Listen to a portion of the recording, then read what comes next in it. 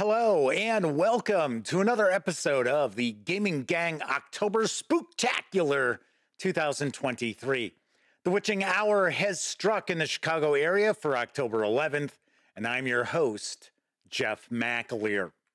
Be sure to join me every night this month as I bring you yet another classic episode of CBS Radio Mystery Theater. Many of these episodes are destined to put a chill down your spine. Tonight, we have another short story adaptation, as our protagonist is a ghostbuster who investigates supernatural appearances. A deadly poltergeist haunts an old mansion, and our protagonist is on the trail. But will our intrepid investigator survive the encounter? Turn out the lights and give a listen to The Ghostly Private Eye as it aired on Newsradio 78 WBBM Chicago on September 27th, 1976.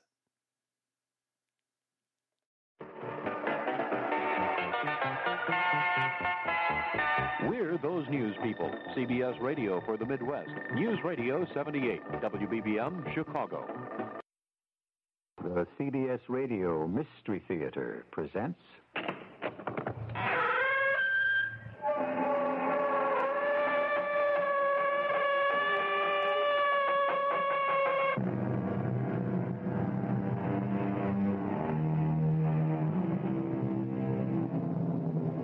Come in. Welcome.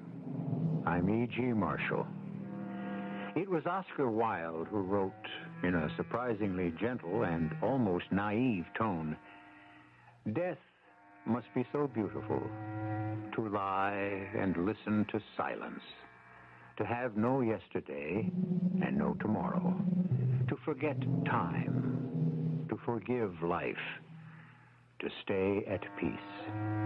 The trouble is, not all the dead will stay quietly asleep. That's why we have ghost stories." Frightened to death? More than that. Asphyxiated, smothered. I don't know how to describe it. During the war, I had a friend who was in a building that was bombed. The force of the blast drove him against the wall, and he looked like that. I do not know the exact word in English, but flattened and spread wide.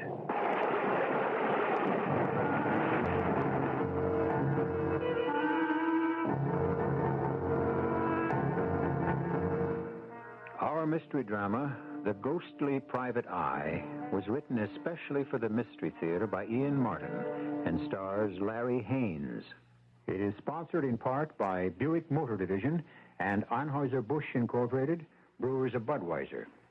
I'll be back shortly with Act One. Do you have a taste for things that are a little out of the ordinary? Look, Doris, it has a clock in its stomach and it glows in the dark. I think we should snap it up, Dick. Do you like things that are fun, but are also functional? Look, Dick, this is fun. But is it functional, Doris? Do you want to be the talk of the town? Oh, Dick and Doris, we were just talking about you. Then the Opel Isuzu is your kind of car. It's not ordinary, it's fun but functional, and people will talk about it. Did you hear what Dick and Doris bought? The Opel Isuzu, a dandy new small car, at your Buick Opel dealers. Hi, I'm Don Rickles. I'm in the business of making people laugh. It's good to have people laugh. Make them feel happy. I'll tell you who also makes people feel happy. Your YMCA. The whole family can take advantage of the activities at your neighborhood Y. Of course, it's great for kids. Gym and swimming, for instance. The YMCA camps where kids can swim, ride, hike, and learn sports of all kinds. Outdoors in the clean air and sunshine. Support your YMCA. They're in the people business. Sam Turiel of the G.D. Searle Company is very particular about the hotel he stays in. These are his comments about the Hyatt Regency Atlanta and Peachtree Center. The criteria that I look for are the food and beverage service, the ambience in which the hotel is located or the design of the hotel, and the personal service from management down to those who are obviously responsible for the personal service in the elevator, the bar, the front desk. At the Hyatt Regency Atlanta, we're looking forward for Sam Turiel. We'd like to look forward for you. too. Let me speak for my wife for a moment. When she does travel with me, she enjoys going to a Hyatt hotel for the simple reason that she does feel it's a personal kind of response to her needs as well. So a little touch of Hyatt is very definitely there from my point of view as well as from my wife's point of view. For reservations at the Hyatt Regency Atlanta, call toll-free 800-228-9000 or your travel agent. If I find myself pleased with those criteria having been met, this makes me happy. And a happy traveler is a good customer.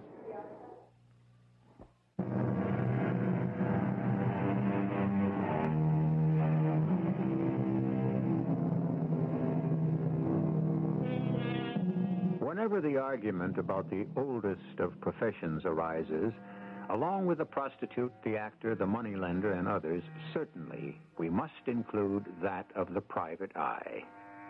Sometimes honorable beyond belief, as in the case of Cain and Abel when Jehovah himself solved the murder. Many more times, not the most prized member of society, still a figure to be reckoned with. Of all the modern ones, no one is more special than the parapsychologist, the man who deals in the explanation of that vast middle world of clairvoyance, extrasensory perception, and psychic phenomena. The explainer of the inexplicable, such a man as the singular Mr. Flaxman Lowe. Hello? Mr. Flaxman Lowe? Yes, the same. This is George Blackburton. You know, we've seen each other casually at the club. Oh, yes, of course, Sir George. I feel like the devil bothering you like this, but you were pointed out to me as someone who, well, was more or less an expert in the occult and supernatural. Well, I have made a good deal of investigation, yes, but, I'm in desperate need of help. Could you come right down to my place in Surrey? We have something that even my wife can't cope with. Something? Perhaps it's an old curse. I don't know, but there is a thing that is trying to crowd us out of the house that you can actually taste and smell. Disgusting and terrifying. I need help. Well, I don't know about immediately. I'm expecting a guest from France whom I must pick up shortly. By all means, bring him with you. Let him be our guest, too, for the weekend. If you don't help us, I'm afraid I'll go stark staring mad. Oh, very well. I think it might be arranged.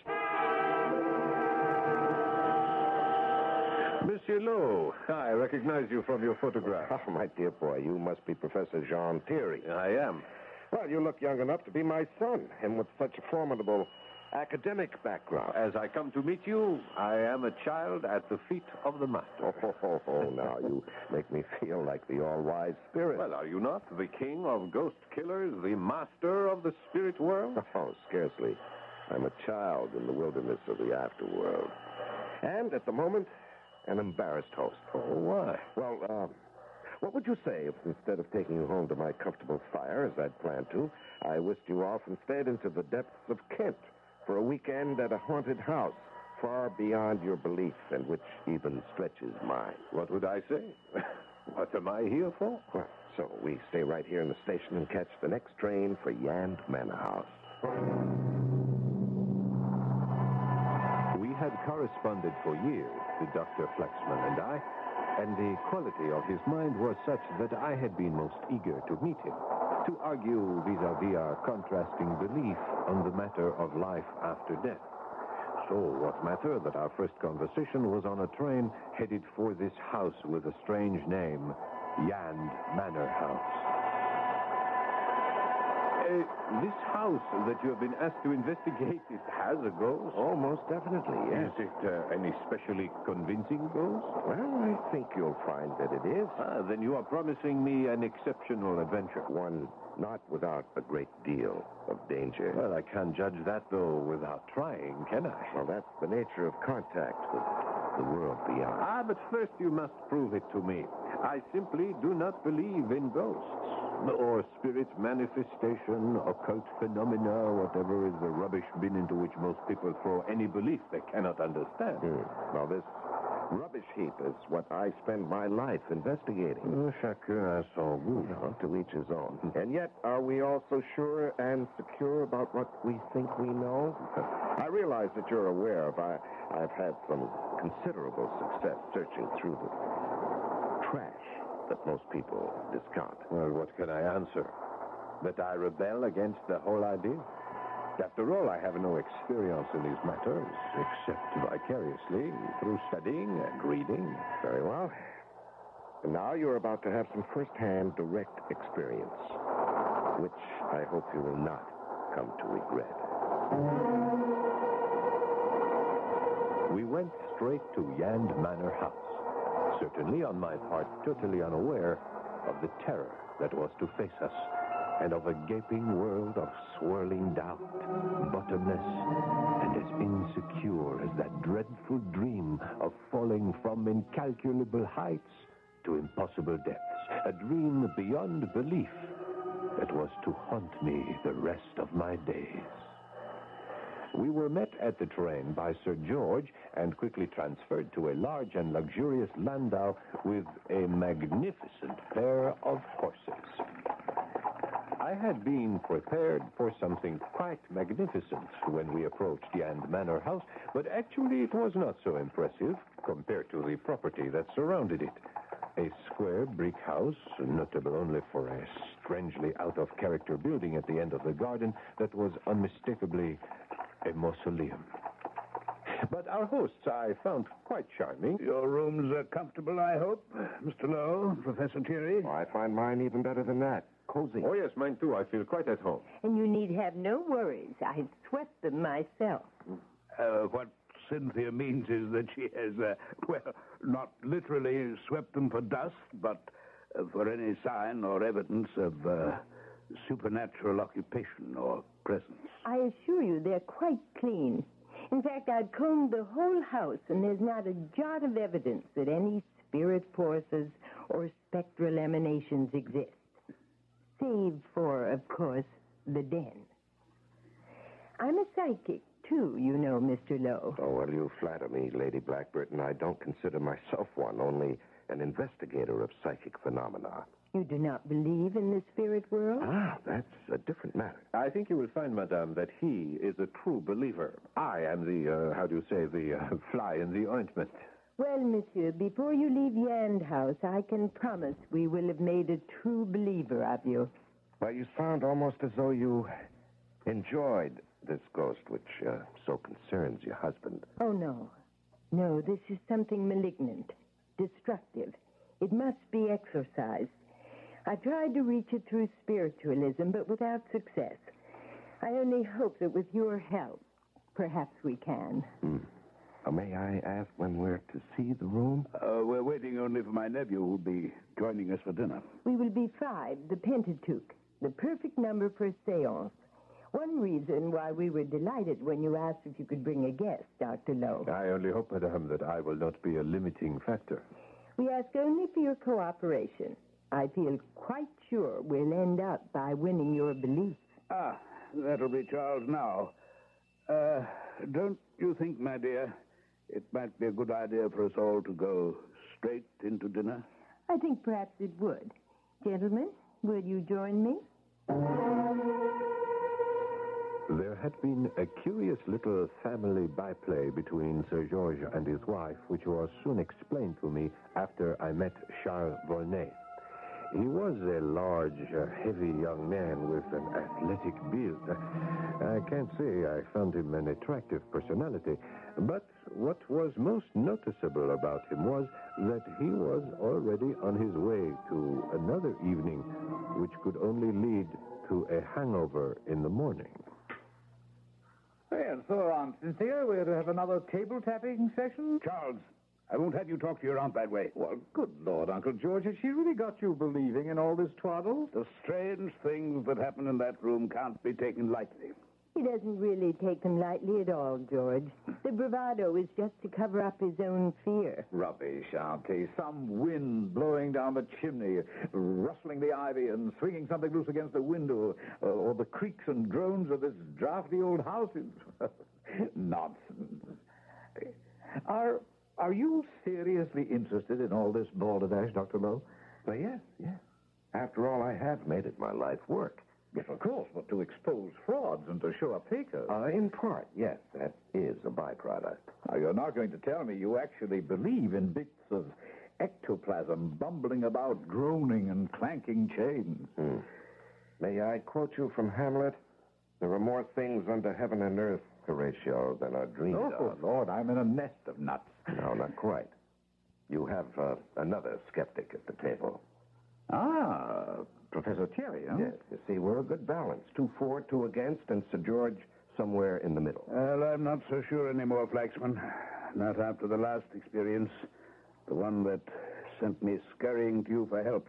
Now, my information about the room, we're about to, what's the best word? Shall we settle for invade? Is still sketchy. Naturally, Dr. Lowe. It has to be all the things you can't question, only interpret. The wind blowing, a shutter clacking. You know, it's so easy if you can't see anything face to face. If you'll excuse me, Charles, I think there have been other manifestations. Am I wrong? Far from it.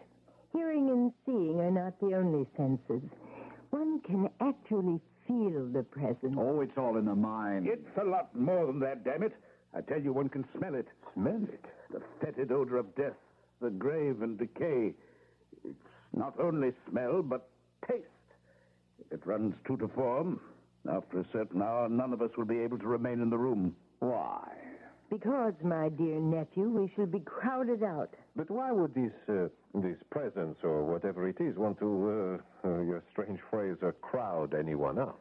It's an experience one can't describe, that one has to live, Professor Thierry. As if, somewhere in one's daily life, one closed one's eyes for a second and suddenly realized he was standing at the verge of a gaping hole that plunged into such terrifying darkness and eternal damnation that the bile of terror rises in the throat and threatens to suffocate you. There's an enemy in that room at such times who presses against you so massively that you feel as if you're being trampled under a multitude, helpless against a torrent, a stifling, a force that you must move from or be smothered to death. Oh, forgive me. This is not exactly after-dinner conversation, but it is a reality in George's and my life that we must face or run from if we can. We've decided to face it. Will you chance it with us?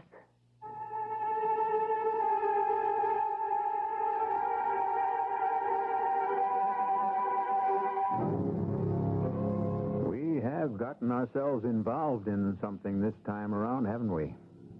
I don't know where each of you stands on the power of the spirit world, extension after death, or belief in ghosts, but I do hope you'll stay to do a little more research with me and Mr. Lowe on the nature of it, the possibility of it, and exactly what effects it can have on us. I shall return shortly with Act 2.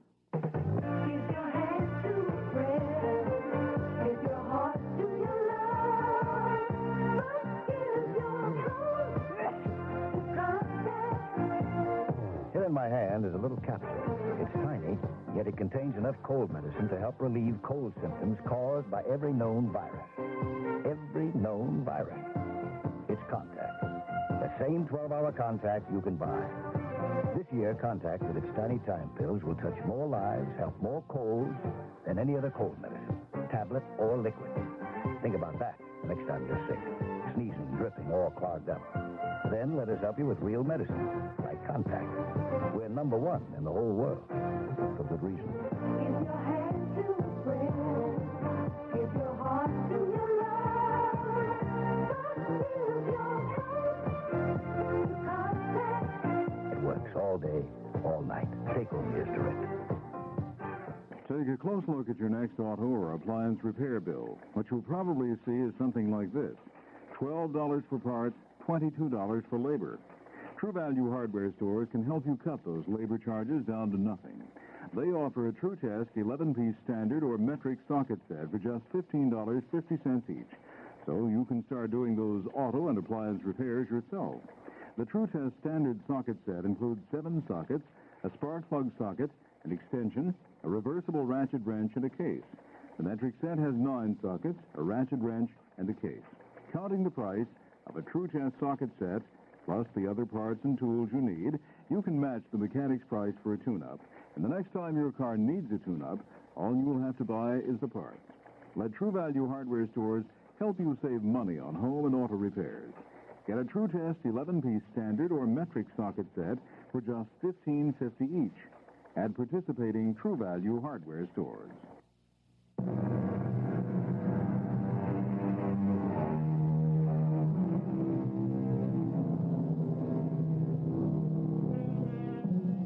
5 people sit in the shadow of the great carved chimney piece which rises above the mantel to the high ceiling. About a dark table of fumed oak, they hold hands.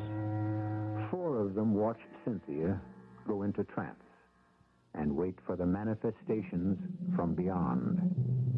The room is dark and brooding enough to raise Satan himself. The lamps smoke and cloud the atmosphere as if the air pressure is heavy beyond nature. But nothing happens.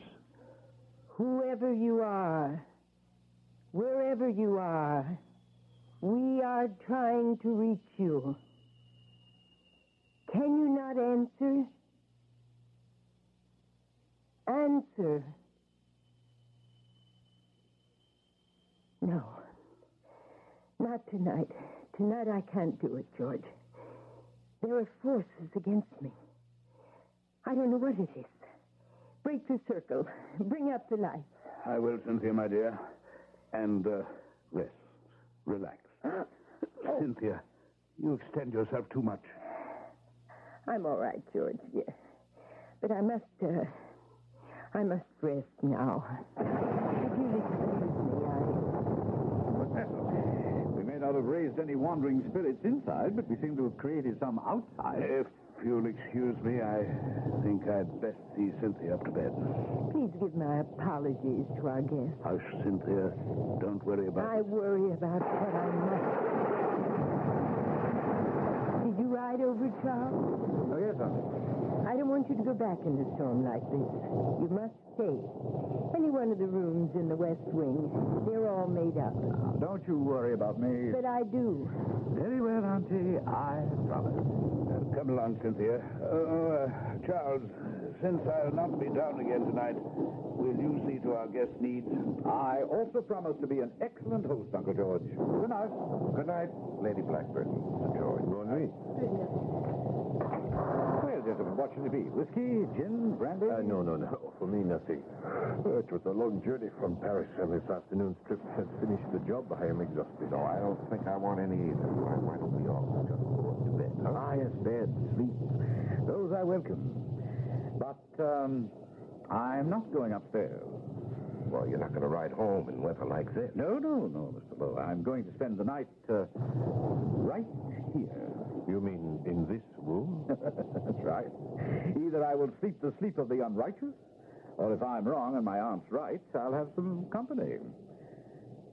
Now, I mean to put an end to all this nonsense about ghosts and ghouls. Then I shall sit up with you. Oh, perish the thought, Mr. Lowe. With your reputation, I'm sure any self-respecting member of the other world would give you a wide berth. Well, are you still sure you won't join me in a brandy? Very well. Mr. Volney, may I ask you to be serious for a moment? You may ask me. I don't think you should take your aunt's warning lightly. Even though there's been no physical evidence tonight, apparently some malignant and dangerous force considers this room its province. Then if it does, I intend to disabuse it of the idea. More than that, I'd want it off my turf. You see, this house will be mine one day, very soon, if my aunt and uncle decide to return to traveling. And I want it, whoever or whatever it might be, and mark you, I don't believe it exists. I want it to know that when I take over, there'll only be room for one of us. No amount of discussion would persuade this headstrong young man to change his mind. Personally, I couldn't help agreeing with his point of view. The idea of anything supernatural daring to intrude in this temple of the normal and the everyday seemed ludicrous. So, Flaxman and I went upstairs. John, I am concerned. About me? Actually, I must admit my concern was more for that young man downstairs. I should not worry about him. One more drink, and the wine will put him straight to sleep. Well, I'm not worried about anything that may threaten him in this world. I left my practical French friend and went to my own room. The storm was still whistling and moaning about Yand Manor House, but it was a perfectly natural phenomenon, and there was certainly no cause for alarm. I must have been sleeping lightly, for a grandfather clock striking the three-quarter hour somewhere in the house woke me up. I glanced at my watch and saw that it was 1:45 I shrugged into my robe and slippers and stole downstairs. The house was silent, save for the moan of the wind and the steady drum of the rain outside. The door to the den was closed, and I opened it, filled with a nameless apprehension. I could have saved myself my uneasiness. Stretched out comfortably on the couch, a still unemptied glass in his hand, lay Charles Volney, snoring contentedly and looking to my middle-aged envy, the picture of health in spite of all his drinking. I removed the glass and set it aside. For a moment, I considered getting him out of there. But he was so soundly in his cups and such a heavy young man, the effort was beyond me. Besides, I was getting cold. So I stoked up the fire and left him. To my eternal regret, as it turned out.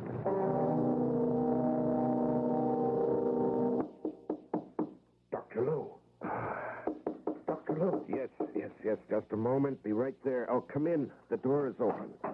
I'm sorry to disturb you so early in the morning. No. It's quite all right. What time is it? The sun isn't even up, I'm afraid. 5:30. But something dreadful's occurred. Oh, forgive my almost whispering, but I don't want Cynthia to know yet. All right, what is it?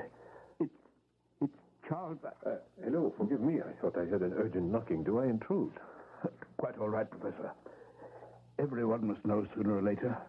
My nephew Charles is dead. Oh, I can't move before two. How? That's the terrifying thing. I want you to come and see for yourself and answer me that question.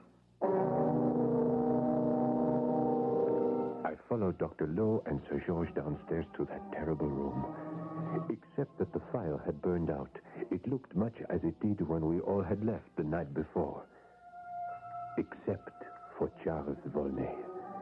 If I can refer to the caricature of him that we saw.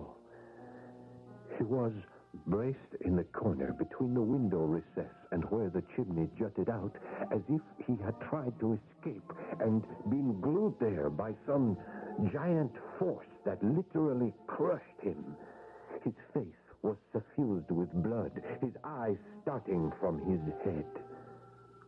He was quite dead. He must have been dead for several hours. What do you think, Dr. Lowe? Frightened to death? No, more than that. He was smothered, asphyxiated. I don't quite know how to describe it.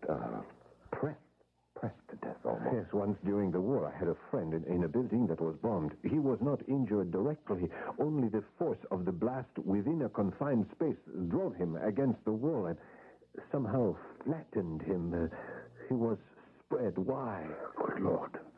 It's not natural. No, my friend Sir George, it is, I'm afraid, supernatural. Yes, he should have listened to your wife, and I should have listened to my own misgivings. Alas, I feel at fault there. No, John. I came down last night again, just before midnight. He'd passed out on the couch, and I couldn't move him. It's no one's fault but mine. I should never have come back to this accursed house.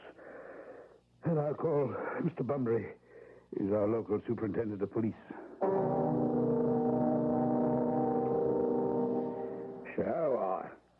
save you for the last, Mr. Lowe, knowing your reputation and all. Well, I don't know whether that's a plus or a minus. Oh, now, sir, plus, of course.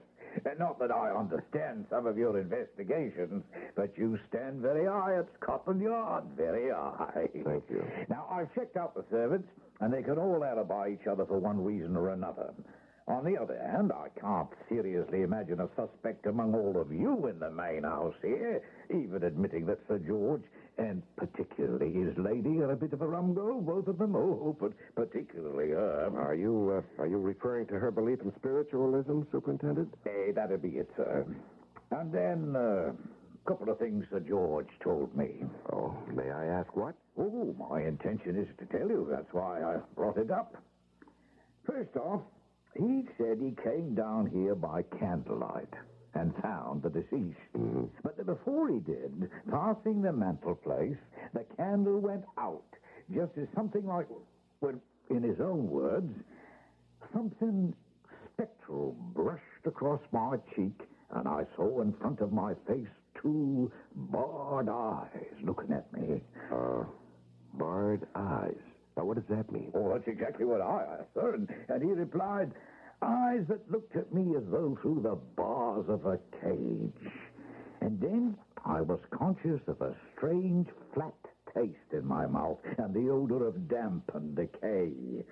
And I lit the candle and saw poor Charles. Now, what do you make of that, sir? Well, you've seen the corpse. What do you make of it, Superintendent? Why don't you? That's why I'm asking you. You don't believe in ghosts, I take it. Well, I haven't. I know you've been in on many investigations, however, where it seemed to be something like that, only, wasn't. Well, can you think of any other explanation for this death? Meaning that you think it was something, supernatural? Well, I don't see any other explanation for the moment.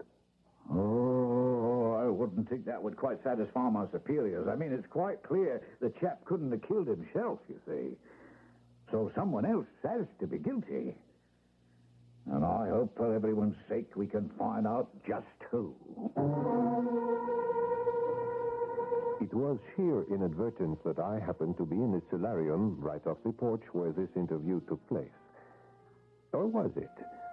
Because as soon as it was over and the sergeant had left, Flaxman came out to join me. John, you heard that? Yes, I'm beginning to wonder if I was meant to. Wasn't quite deliberate on my part, but since I knew you were here, I thought you might just as well because of tonight. Tonight? What is tonight? I don't know how much it'll help with the police, but it might lead to ultimate proof for me to win an argument with you that has stretched out over many years of correspondence.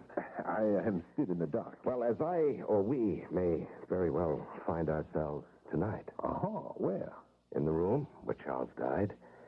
I intend to spend a night there as he did. Do you want to share my vigil against the total powers of darkness?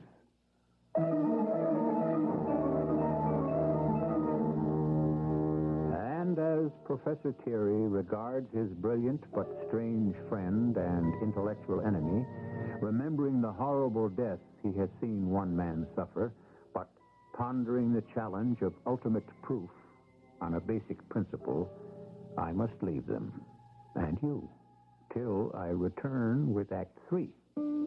Here we are talking with one of the thousands and thousands of people who bought a Buick this year. This is a Skylark, right? That's right. Pretty, huh? Indeed it is. You want to sit in it? I'll let you for $1.25. Do you charge to let people sit in your Skylark? Oh, this is a very nice car. Look, I figure when word gets out, people will be lined up for blocks. Hey, you want to honk the horn? Give me a dime. Listen, sir, Buick dealers let people do this for free. They do? Yeah. Well, I think they're missing a good bet. Buick, dedicated to the free spirit in just about everyone.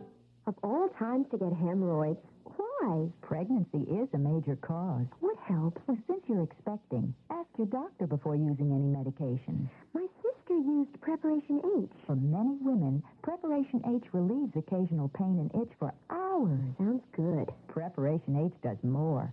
Actually helps shrink swelling of hemorrhoidal tissue caused by inflammation. Even better. Preparation H helps shrink swelling of hemorrhoidal tissues. Use only as directed. WBBM Chicago. Introducing the Presidents of the United States.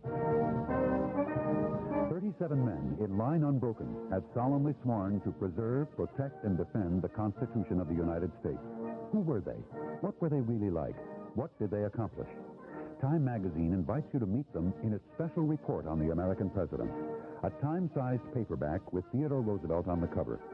Here, in richly written profiles and memorable full-color portraits, are all of America's presidents, from George Washington to Gerald R. Ford, from legendary figures like Lincoln and the Roosevelts to lesser-known but equally fascinating men like Polk, Tyler, and Hayes.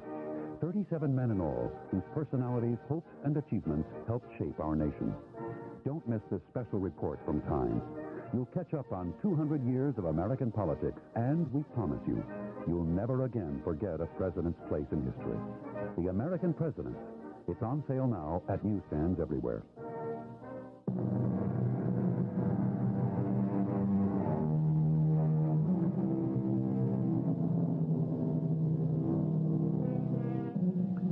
It has been a long and difficult day at Yand Manor House. The comings and goings, police, photographers, inevitably the newspapers. Finally, the undertaker and the removal of what is left of Charles Volney's terrestrial presence. Sir George and his wife have naturally been totally involved in this, and it is not until evening that their guests, who have tactfully tried to stay out from underfoot, have been able to exchange more than a few words with either of them. Now, Mrs. Blackburton has at last been able to find a moment alone with Flaxman Lowe, walking in the garden. It's all my fault, you see. No, I don't see. I was the one who talked George into coming back to Yand Manor after all these years. Well, Lady Blackburton has a bench right here. Would you like to sit down? Oh, beside the mausoleum? Why not? It's strangely appropriate. Why? What is this building? Well, that's part of it all. Yand Manor has been in George's family since a sort of granduncle willed it to his grandfather, with a specific reservation. And that was? That in perpetuity, till the last of the Blackburton heirs, Yand House must remain in the family's hands. And that if the family didn't occupy it, it couldn't be rented. Well, now, I doubt if that would hold up in any legal court. Possibly not, but beyond that, there was the curse. The curse? That anyone who broke the promise or the letter of it would die a horrible death. Oh, I see. And, Sir George believed this? George is such a decent man, Dr. Lowe. It wouldn't have had to go that far. He would have just lived up to a family promise as his father and he had in their own way and kept Yand House without living in it. But you see, I was the one who forced the issue. You decided that as long as you were back in England, it was silly not to live in a house you already owned. Yes. Plus, by now, my dedication to spiritualism, my new venture into the occult. Mm-hmm. So I'm the author and the instrument of this tragedy. I feel as if I'd actually murdered my nephew, Charles. Now, Lady Blackburton, I don't understand that. Because having forced George to return here against his will, he'd rebelled. He didn't like all these supernatural manifestations. And it was only at my insistence, at my plea, that he brought you down here. If they couldn't be stopped or explained, he determined to sell the property and destroy this mausoleum as soon as it was legally possible. And, may I ask who rests here? That uncle of George's grandfather who started this whole thing. His body is actually in that tomb? Yes. Locked in a strange lead casket. A lead casket? This uncle was a strange man with an inordinate fear of death. It's said that he predicted his own death and arranged to have a doctor in attendance. And he died very suddenly and unexpectedly. I see. Lady Blackburton, you're asking for my help, aren't you? I have no right to, but yes. I feel that my hobbies have inadvertently led my husband and his family into a terrible peril. The only one I know who might save them is you. I see. Then may I have your husband's and your permission to spend tonight in the den as your nephew did last night? Why do you want to risk your life? Well, I won't deny it may be risk, but first of all, I know what I'm doing, which your nephew did not. And second, I shall not be alone.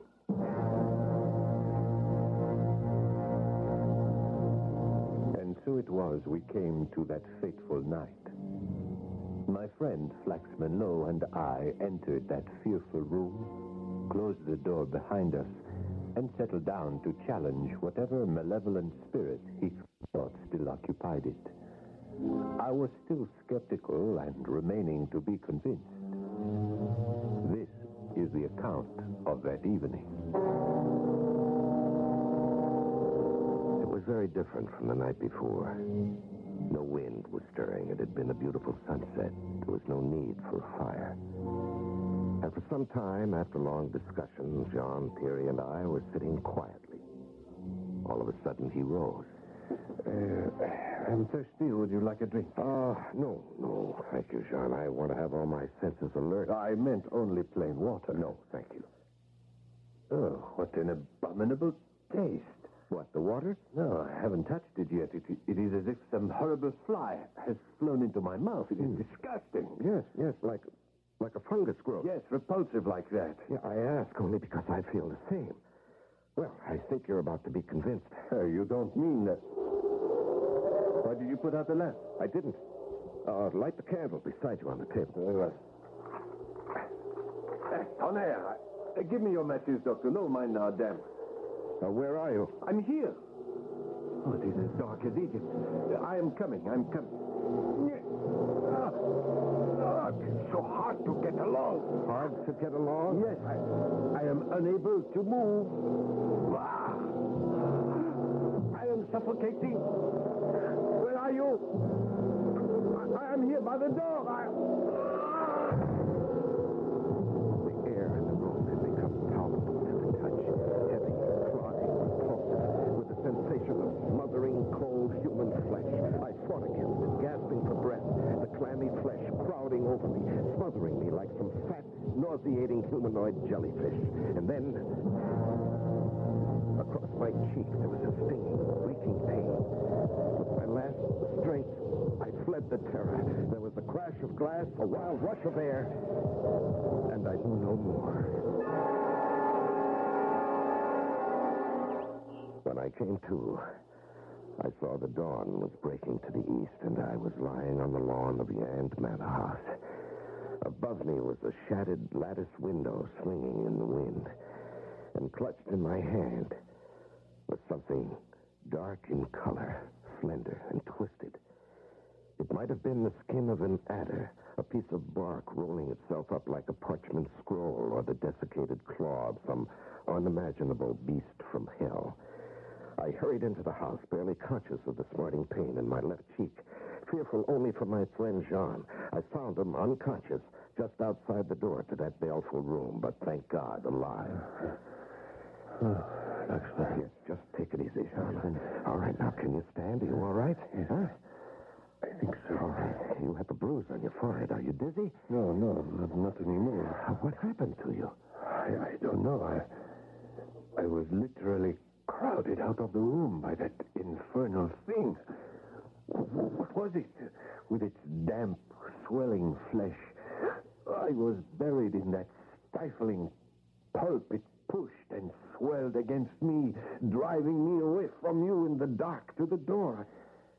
I called out, but I could hear no answer. What was that ghastly presence? Well, I think I can answer that now. It was what killed the young man, no? Yes, the very same. And I hope I can convince the inspector of that. Well, you have made a convert of me. Why not him? Well, we shall see. First of all, Sir George, the spectral hand that seemed to brush across your face as you told Superintendent Bumbry. Yes? You were by the fireplace at the time, passing the ornamental foremantle that rises above it. Yes. Now, you see all those figures carved there, in particular the griffin, and hanging from the sharp point of its beak? These? Human hair. Yes, human hairs, black.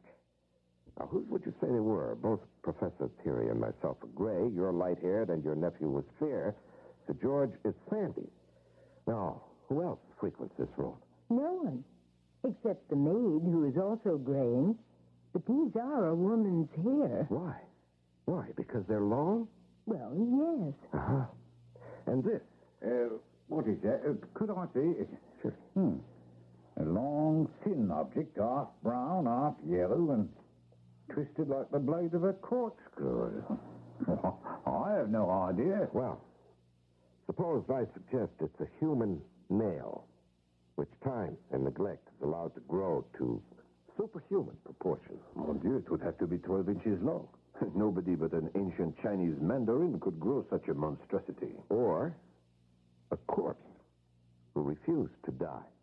I don't quite get that, laugh. Mr. Superintendent, let me project something. This uncle who left Yand Manor House to your grandfather, Sir George, was he dark and hirsute? Was he a recluse? Did he build a mausoleum in the garden? And did he have an inordinate fear of death? Yes, to all counts. And is it not true that both you and the nephew who might have been your heir were ready to take all steps to get rid of this mausoleum and or Yand Manor House, particularly your nephew? I suppose so. Then, Superintendent, I can categorically tell you that your murderer lies in the casket in that mausoleum, and the murderer of anyone who tries to oust him from this property as long as he shall live. Are you suggesting that a man dead over a century is still, in some sense, alive? Unless it sustains injury itself. The brain is the last to die. In fact, it's the only measure of finite death. Now, open the coffin, and you'll see what I mean.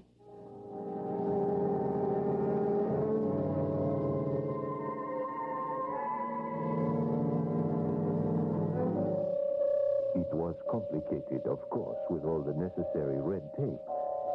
But on a certain day, the coffin, which took 10 men to move out into the sunlight and sealed as tight as a drum, was open.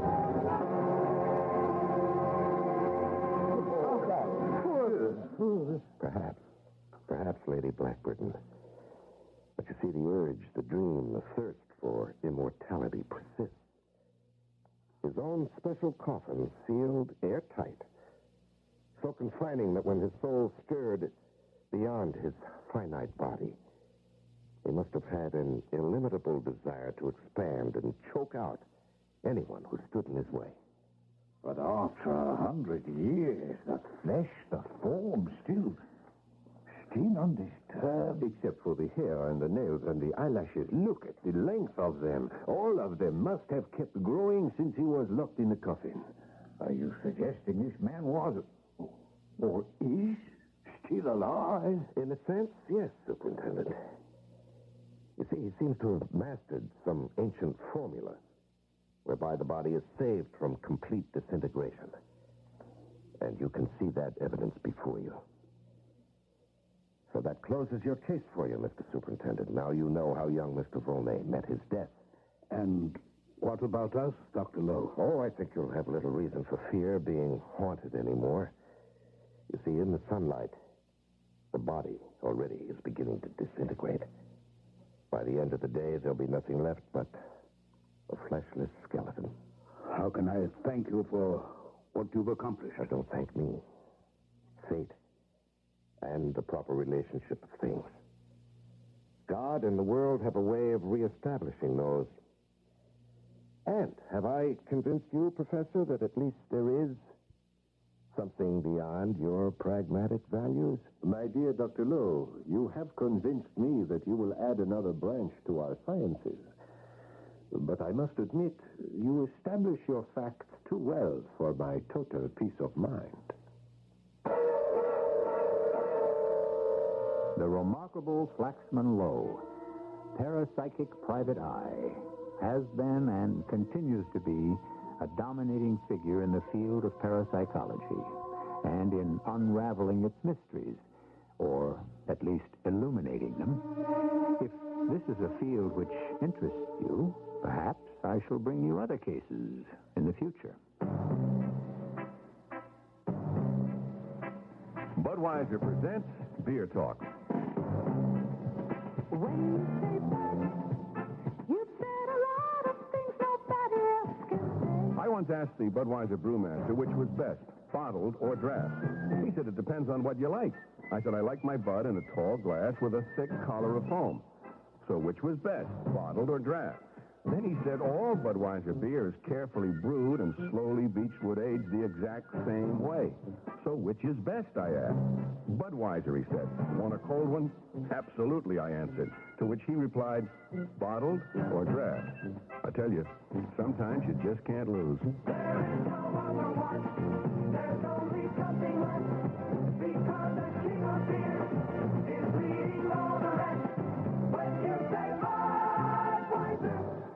You said it all. Anheuser-Busch, headquarters, St. Louis, Missouri.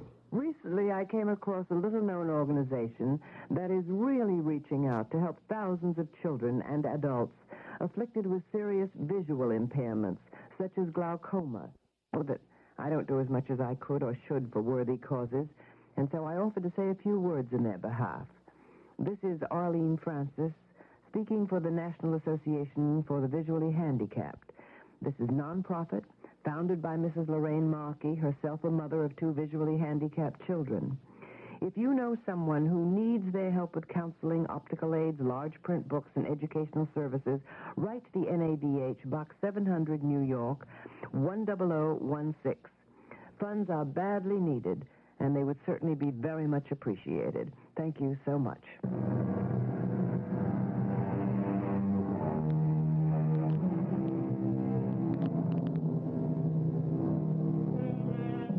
The remains of that ominous and ancient ancestor have long been transferred to a normal burying place, and the mausoleum torn down. Sir George and his wife stay on at Yand Manor House. Cynthia Blacksburton has long since given up spiritualism and assorted interests in favor of feminism. Of course, since she is still in the 19th century, you might not recognize it for what it is today. But her spirit lingers on through the women's suffragette movement, through memories of Emma Goldman and her sister standard bearers, who were the progenitors of women's lib. Our cast included Larry Haynes, Paul Hecht, Betty Winkler, Guy Sorrell, and Ian Martin. The entire production was under the direction of Hyman Brown. Radio Mystery Theater was sponsored in part by Contact, the 12-hour cold capsule. This is E.G. Marshall inviting you to return to our Mystery Theater for another adventure in the macabre. Until next time, pleasant dreams.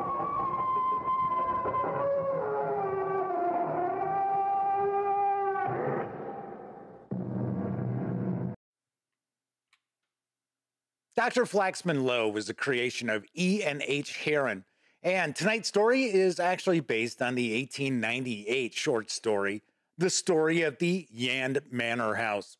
One gets the impression that there may have been some thought brought to maybe having this character be in many future episodes of CBS Radio Mystery Theater, or possibly even launch a standalone show featuring the good doctor.